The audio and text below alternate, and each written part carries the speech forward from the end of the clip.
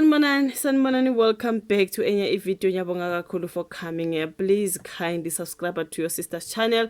Subscribe support, please. Like video, share, ubuke nama advert yonke leyo nto. So you guys, you know you have to like each and every video. Please do like each and every video ukuze ama video ami azopushwa on the platform, you know what I mean.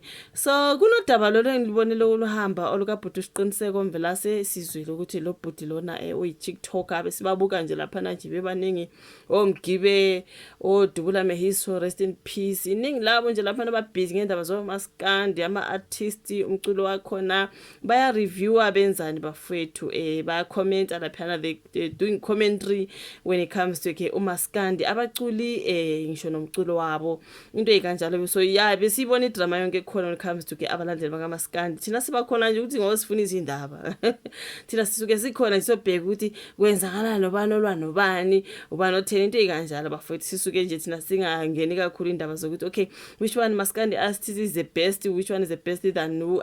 Lokho nje mina ngulandeleli bafethu. Each and every musician is good to me, usuke naye phusha, okay. But then the reviewers and everything else ke mase kukhona idrama nje lapha nayi suke sengikhona ke bafethu, because I have to be there for the drama, you know. So yonke idrama le yabo but Max everything else I'm watching bafethu, I'm watching because I mean why not. So that's why I have to follow a lot of people who do that. You know, I follow a lot of celebrities. I'm a TikTok account wabo, ka Facebook ngale ngikhona. You have to follow them. I mean, if you don't follow them, how are you going to know?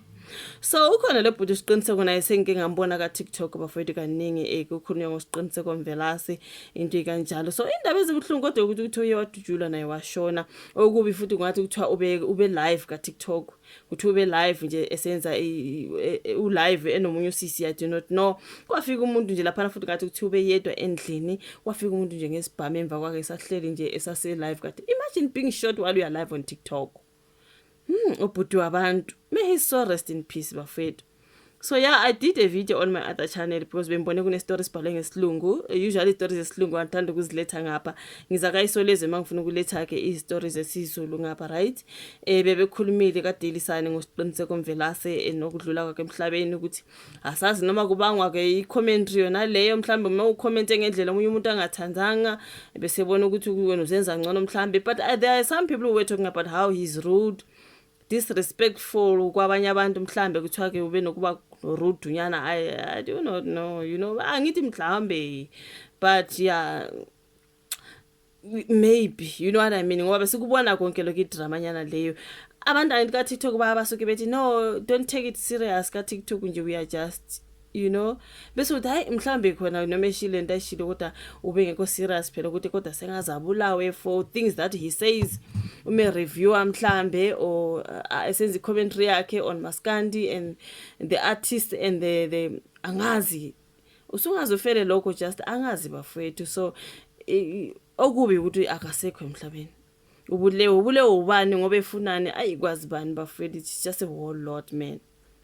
So ingwazi ke esibekile ke induke ebandla emculweni kodwa ke esifundisa eUniversity yaphesheya ke ngoZilanda uDokotela Sipho Sithole uthena uDungunyane kuMaskandi lwaqala ngesikhathi abaculi beba nabalandeli sengathi amaqembu ebhola. Lwaqala lapha abaculi beba nabalandeli engathi amaqembu ebhola. uDokotela Sithole ofundisa eHoward University ukhulume kanje ngesikhathi iphepha ke elimcela ukuba phawule ngokwanda kwezigameko zokubulawa kwabalandeli balomculo. Ngolesine kuvele umbiko ukuthi ke sekudujule kwabulawa obezibiza ngomhlaziyi walomculo ku TikTok usiqiniseko Mvelase wakwamaphumulo. Kusolwa ukuthi ke lensizwa ebicheme udede nomthandeni Manqele futhi ihlale igxeka ukhuzana impungose. Yabona inkingi iba lapho when it comes to abalandeli bakakhuzani bese kuba nabalandeli bakamthandeni. It's just like I'm like, oh no man. Kusola ukuthi ke inkinga lebicheme nomthandeni Manqele ke ihlala igxeka ukhuzani, so ihlasele ngabantu isakhuluma bukhoma nenye intokazi lapha yakaqwabe ka TikTok maqede bayithela othulini ngoyaba lwezinhlamvu ngezithuba zabo like 11 to 12 ekseni. kune video esisabalile lapha nezinkundleni zokuxhumana lapho kuvezwa khona isiqiniseko edutshulwa kuze ngingayithi ukuyibona leyo video bafethu. So ayazi futhi into ezinjalo sikwazi ukuziposta bafethu. YouTube akavumi nje ezinye izinto, ingakho mina ngingasathani ukuletha ama clips. Any clip engizoyidownloada kuphi ngiyilethe la YouTube uthanda ukuba strict guys. So umubona ngiza mina ngizokhuluma nje, don't say yeah bring, sometimes mangi-review Thando Nesithembu ngibona abantu bethi bring the show itself beze bona bezozikhulumela, ungakhulumi wena khona lokhuyana futhi. You guys you get a strike for doing that. Abakuvumeli nje ukuthi uthathe wena uyishow idlalile lapha so uyithathe uzoyinameka kuyakhe channel is also wrong. So that's why ama clips nje siya avoid ukwaletha on our channels, because that's already someone else's work. So here on YouTube when you have to post your own work.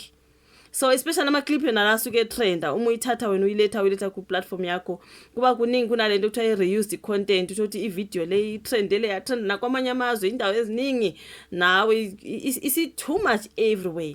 It's now reused content, so it doesn't really work guys. Nisike nje si review sikhulume ngento ezenzekayo kanjalo nje, because sometimes kuba nenkinga mangabe usenza into ezikanjalo. So ke kuthiwa udutshule ke laphana live ka TikTok bafethu, which is so sad, that poor guy. Ay ngeke. So kuthiwa izindaba zibuye zaqinisekiswa ke ngabangani bakasiqiniseka uMnumzane Thabang Khumalo noMnumzane uSikhova Mhlongo ku TikTok, nozibize ngodade wabo nothe ungumfowabo akutholakala amagama wabo. Okay, so batheke bazibonela isiqiniseko edindilizile endaweni yesigameko, nakuba kunjalo kodwa ukukhulumela amaphoyisa akhe eGauteng uCaptain Ntswalo Sibeko akakwazanga uqinisekisa lesi sigameko ngenxa yokungatholakali kwecase number. So ubulawa nje isiqiniseko uqale wathunjwa nyakenye ngabazibiza ngamaphoyisa ngaphambi kokudunelwa ke ikhasi le TikTok kule nyanga. So bekuningi kwenzeka ke usiqiniseko bafowethu, the way I hear about, nakuba ke so kuyisidumbu sesibili lesi siphuma ngenxa yezinkulumo ze TikTok emuva ukaDubula Mbatha. Remember Dubula also passed engangimlandela bafethu uDubula. I was like yo, I used to like that guy. Nokufa kwakhe nje I was shocked. uDubula naye wadutshulwa nje. Hayi ngeke enye into nje mina yasuke yayisengixaka ngoDubula ukuthi igama lakhe uDubula aphinda afe ngokudutshulwa. So that thing for me, I was like eish, hi man, you know what I mean. Yeah, wabulawa kenye kwa Steve Kawash laphana ngaseshisa nyama eGoli kuze kube manje ke sebengaphezulu ka10 abalandeli bakaMaskandi asebebulewe ke ngenxa yokungcofana kwamaqhawe abo. So ekuncofaneni kukaMgqumeni noMtshengiseni Gcwensa ngomculo kwasho nabantu abangaphezulu kwesithupha, waze kwaphoqa wayengomphathi weKhoze FM uBhodloza Nzimande nomsunguli wamaSatma awazi uDumsani Gcobo ukuba ke bamise izingoma zikaMgqumeni noMtshengiseni ekhosini nakumaSatma.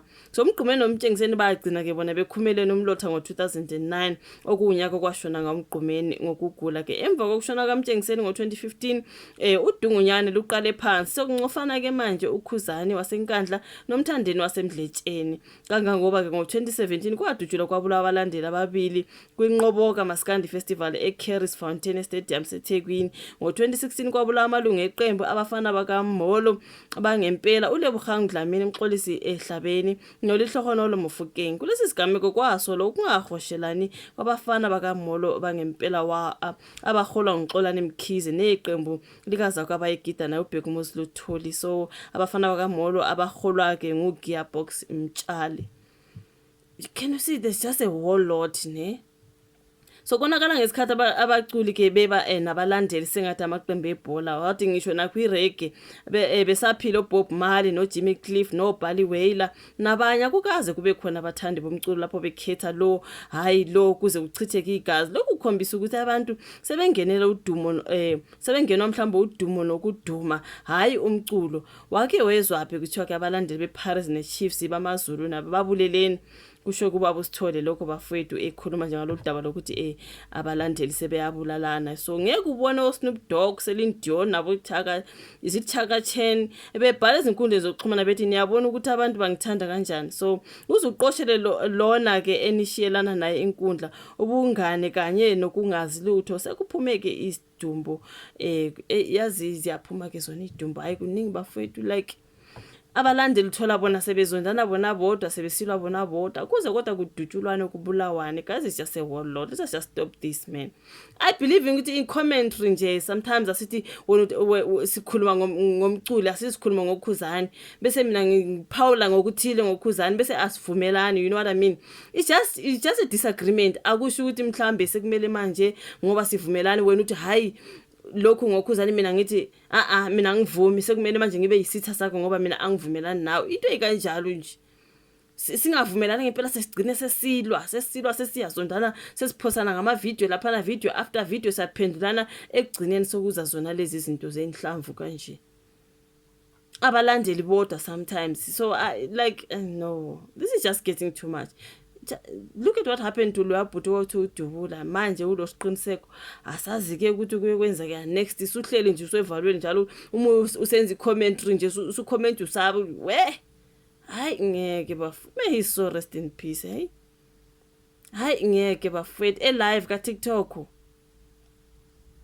for what? For ukuthi mhlambe khona mhlambe lapha nanyathelane naye mhlambe imibono yabi yahlukana when it comes to abaculi. Whatever the case is, aren't we just reviewing the umculo siyenza commentary sivumelane singavumelani? Akusho ukuthi manje ke in real life kumele sihlangane manje sixabane ngoba asivumelani ngento ethile ngomthandeno. It's just commentary. We are just reviewing the shows. It's just commentary. When it comes to me, at least, ngoba ngikwazi ukuthi abantu manje masebesuka sebexabana in real life sesidingana ngeibhami in real life. For what? Is commentary siyasebenza lana ka social media siphume siyalapha siyiphilela impilo zethu eziright nje. Sengakubona ala ngihleke futhi, you know, like nothing personal, man. So kumele manje siyolwa futhi ngalento esikhulume ngayo la. You just come on, man. May he so rest in peace bafethu. Ngathi umoya wakho ngathi ukuphumula ke uxolo kumndeni wakhe nabangani bakhe nabo bonke kade besebenza naye ubhuti usiqiniseko omvelase obulewe live ka TikTok bafethu. Kwafika umuntu nje emva kwakhe wavele wamshaya ngenhlamvu. Kuthiwe up to 15 bullets according to what I heard. Poor guy. Angazi. Uyivala ka comment section, like, subscribe, share, sihlangane kwesayo. Bye.